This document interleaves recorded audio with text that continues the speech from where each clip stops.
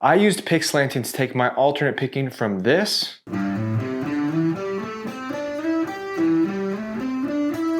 to this.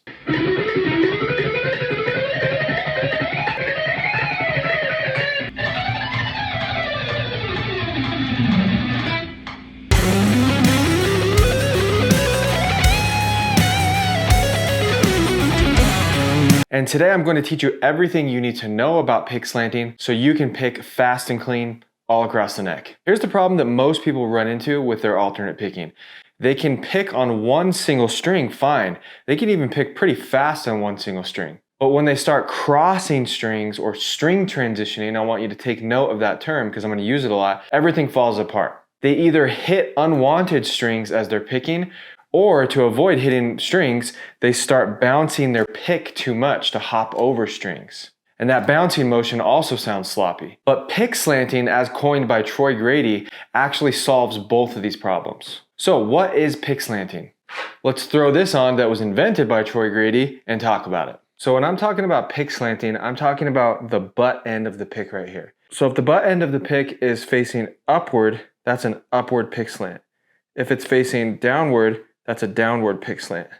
All right, so why is pick slanting important and why would you even need to use it? So like I said, most people's issues with picking, with alternate picking, is that they get too jumping over the strings, or they hit unwanted strings and it sounds sloppy. So pick slanting solves this because, for example, if I'm going from this string to this string, I have to hop over like that. I have to hop over like that. And it's this really bouncy movement. But to avoid that, all I have to do is slant my pick slightly this way. The pick slant will allow the tip of the pick right here to escape just barely above the string, and then I can go back into picking. So that way I don't have to bring my whole hand and pick away like this and do this bouncy motion. All I have to do is slightly slant my pick and it escapes away from the string. The tip of the pick escapes away from the string and then I pick again. So let's dive into the two types of pick slants and exactly how and when to use them. And before we talk about when to use an upward or a downward pick slant, the first thing that you need to do, and you can do this right now, grab your guitar, and you might already know this, but the first thing you need to do is to figure out which one feels more comfortable to you. So I'm more of an upward pick slanter, which means my pick is actually mostly at a neutral angle. It's almost like my palm is flush with the strings.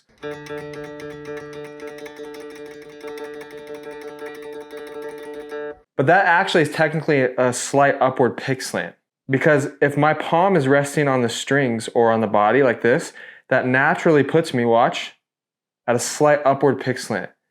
Where if I were to go from this string to this string, the pick would actually escape away in this trajectory, away from the strings, and then I could go back into the strings. So if you're naturally more of a person that has their palm resting on the strings or the bridge or the body, you might favor an upward pick slant, but definitely test this out.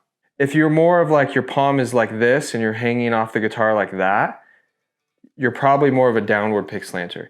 And the way to test this out is just to put on a metronome at various speeds and see how it feels. See if it feels smoother and cleaner to either do an upward pick slant or a downward pick slant. You should get good at both for sure, but whichever one is your forte is going to determine which one you should use more at the beginning just to get the hang of pick slanting. And just to make something very clear, I think the most ideal quote unquote pick slant is more of a neutral angle because it's easier to switch between a slight upward pick slant and a slight downward pick slant. So when do you use an upward pick slant and when do you use a downward pick slant? The rule for pick slanting is anytime the last stroke on a string is a downstroke, you want to do an upward pick slant. And anytime the last stroke on a string is an upstroke, you want to do a downward pick slant. Now let's talk about both of these and why that's the case. Let's talk about an upward pick slant going from this string to this string first.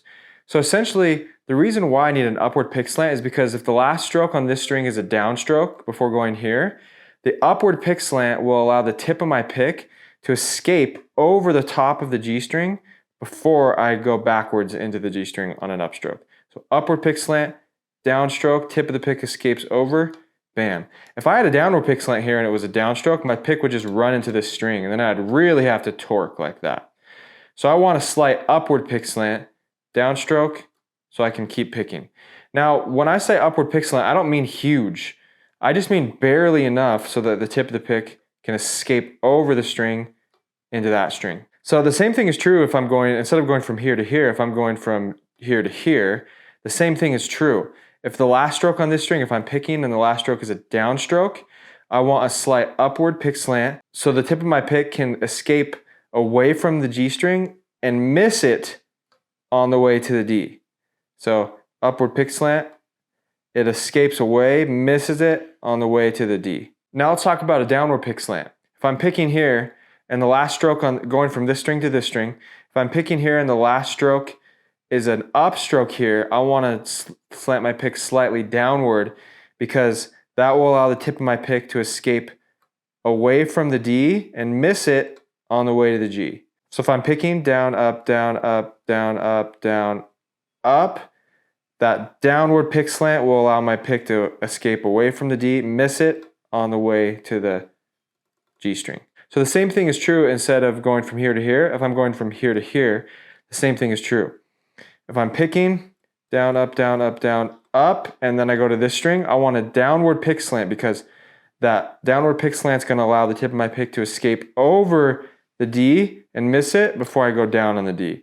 So down, up, downward pick slant, tip of the pick flies over the D and then starts picking again. So that's why the rule is that anytime you have a downstroke on a string before the next string transition, you want an upward pick slant.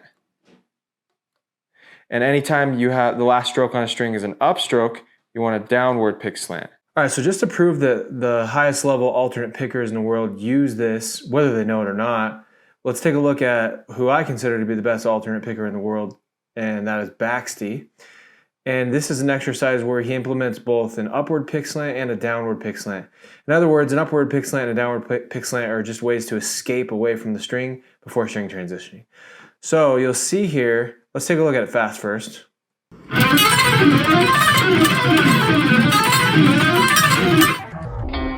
Boom, okay?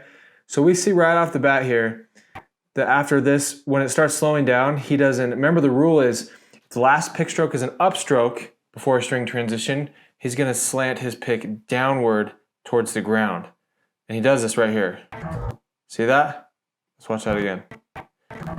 Upstroke, his pick slants. His pick was straight here, and then he upstrokes it and slants his pick away down towards the ground, the butt end of the pick, and then he continues and he returns back to his baseline, which is more of an upward pick slant. Watch. Now watch, he's about to string transition, and this time he's going to stay in the same wrist position, the same upward pick slant. It doesn't look like he's at an upward pick slant, but when he hits this downstroke in a second, you're going to see that because his palm is resting on the strings right here, you're going to see that that naturally positions him in an upward pick slant. So the rule is going to apply here too, because this is going to be a downstroke now, which means he'll use an upward pick slant. See that? Let's go back. Downstroke. It doesn't look like he's at much of an upward pick slant, but he is. He clears the string, but barely. Same thing there, watch. That was a downstroke. Downstroke. He's at an upward pick slant. You can see the trajectory of his pick. It goes away from the strings, and that's only possible if you're at a slight upward pick slant. Boom. Clears the B and the high E strings. Keeps picking.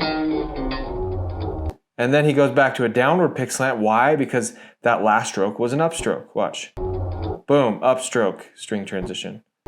Upstroke. String transition. So now we're going to talk about two different exercises that favor both the upward pick slant and the downward pick slant. And there's going to be an ascending and a descending exercise for each of these.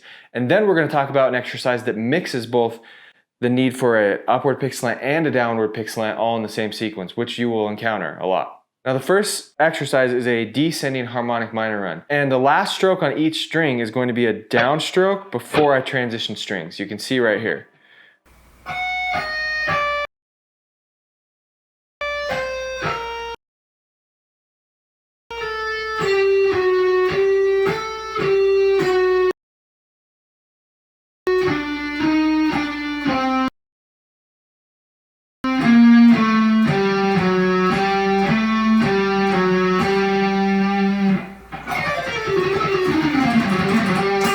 So now here's the ascending exercise that favors an upward pick slant.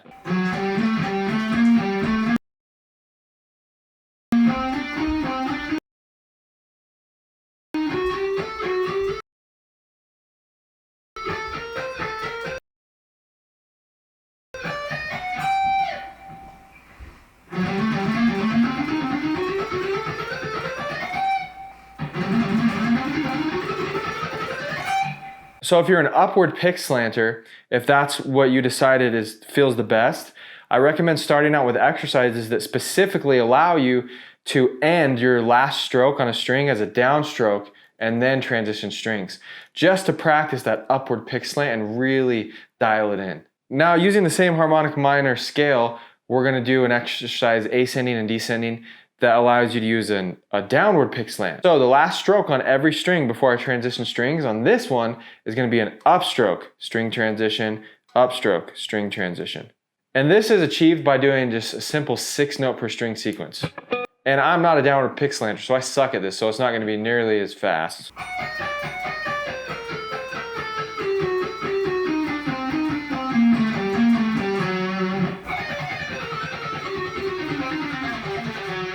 So you can see that the last pick stroke on every string is an upstroke before you go. So it's string transition, downward pick slant, tip of the pick flies over the string.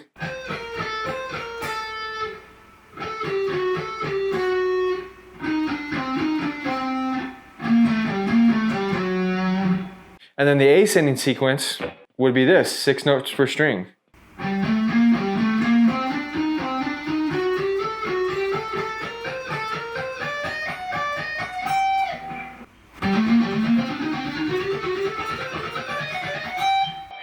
You can see when I do this, there's this, because I'm mostly set at an upward pick slant when I play, the downward pick slant looks like a slight flick like that. See that? So it's this little torque that allows me to just quickly get to a downward pick slant to clear the string. Because again, it's 1, 2, 3, 4, 5, 6. The last stroke is an upstroke. That downward pick slant allows the tip of my pick to escape away from the A string and clear it on the way to the D.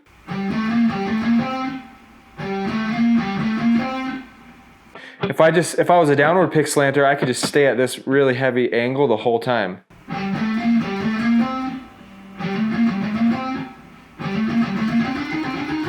But that feels awkward for me. So I kind of have to be here and then do that flick. So I would practice both of these, but I would really focus 80% of your efforts on the one that's your forte first. And I know that's kind of opposite of what people tell you, work on your weaknesses. Yes, work on your weaknesses still, but let's say you're a heavy upward pick slanter like me. I would take the first set of exercises, which again, every string transition happens downstroke, string transition, downstroke, string transition.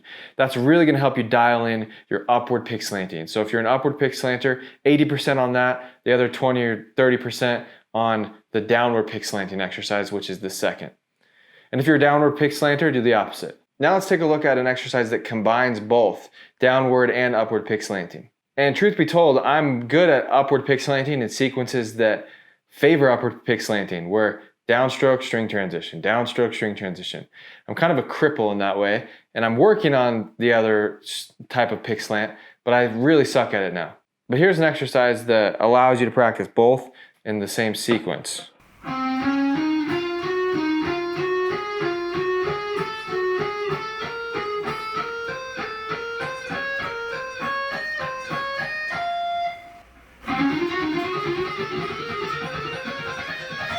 We have down, up, down, and then string transition. So the downstroke, string transition, upward pick slant. Down, upward pick slant allows us to fly over the string and then keep picking. Then we have upstroke, downstroke, string transition. So 2 upward pick slants in a row, because it's a downstroke, string transition, up, down, downstroke, string transition.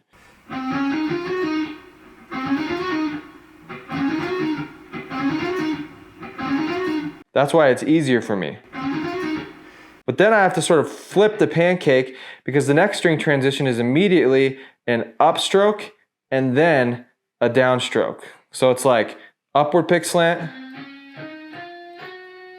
downward pick slant because I have to go right back to that string.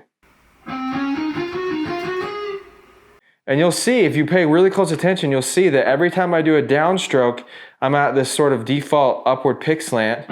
And every time I do an upstroke, I have to, before a string transition, I have to slightly angle my pick like this. Let me do it really slow so you can see.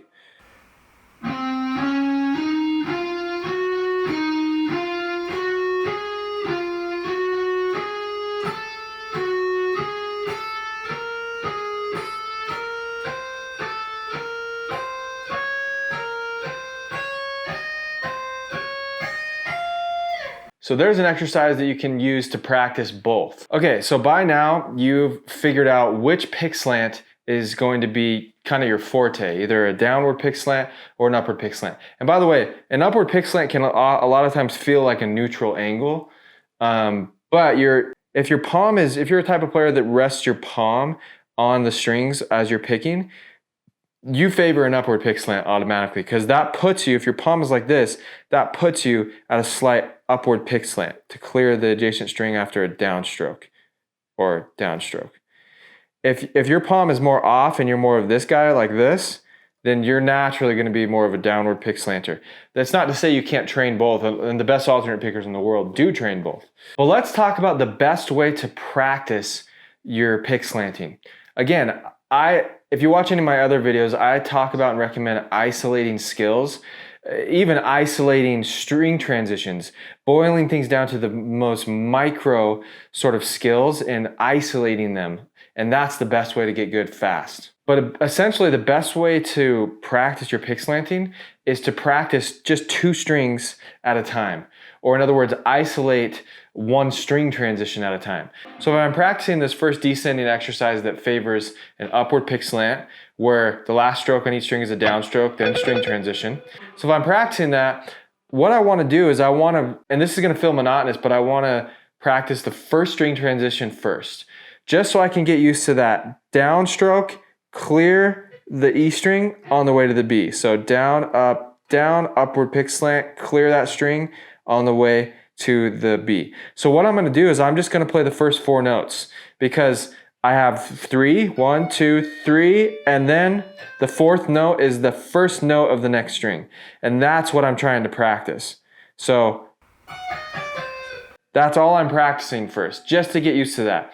And I'm going to practice this at various speeds with the metronome to dial in just how fast I can do it before it starts falling apart. And that edge of ability where it starts falling apart, that's where I want to practice this string transition.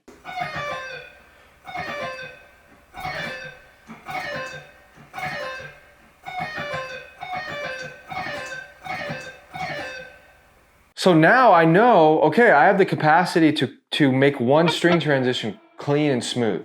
And there's no use in going on until I can do that. Think about it logically. Why am I going to try to cross all 6 strings if I can't just make that 1 string transition clean? And again, the speed at which you're doing this is very important. You have to be right at the edge of your ability. If you're trying this too fast at first, it's not going to work. You want to dial it in really slow and then speed it up to the edge of your ability and then start working on that pick slant there. And I'm going to do this with every single string transition. After I get good at that first one, I'm just going to add in the next one.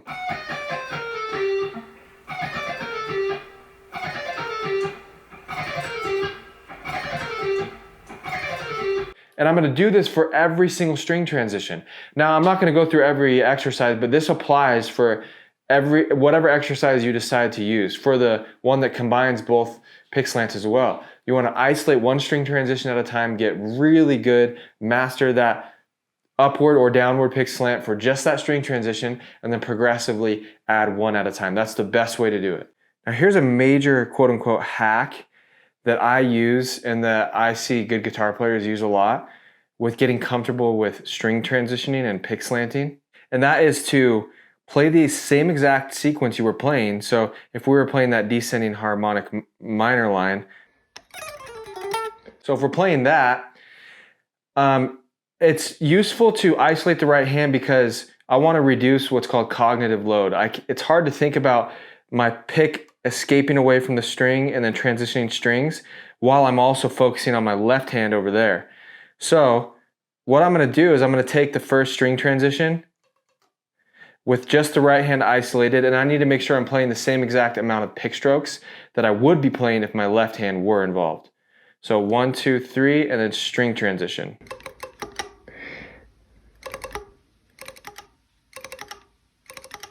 And I would work on one string transition at a time with the right hand isolated until I can move through the whole sequence. So first it's going to be 3 pick strokes, string transition. And here I'm focusing on having a slight upward pick slant so the tip of my pick escapes away from the high E and misses it on the way to the B. So, and as you can see, if my palm is on the strings, that already sets me at a slight upward pick slant. I don't really have to tweak it that much. This right hand isolation in practice has been a game changer for me, so I highly recommend you do it. Again, you cover the strings with your left hand or do them open, and you're playing the same exact sequence as the exercise you're working on, same amount of strokes per string, and isolating the right hand starting with one string transition at a time and then compounding. So just to recap, the rule for pick slanting is anytime the last stroke on a string is a downstroke before you transition to a new string, you want to use an upward pick slant. And anytime the last stroke on a string is an upstroke, you want to use a slight downward pick slant. This allows you to clear the strings in a clean and smooth manner. The other thing that we talked about is finding which one is your forte and specifically practicing and capitalizing on exercises that favor that pick slant, whether it's upward or downward. And then you can start combining both upward and downward pick slants. And then lastly, the best way to practice this is one string transition at a time at the edge of your ability. And if you want to learn more about how to practice effectively and the actual science behind what it takes to get good and master something, click this video right here.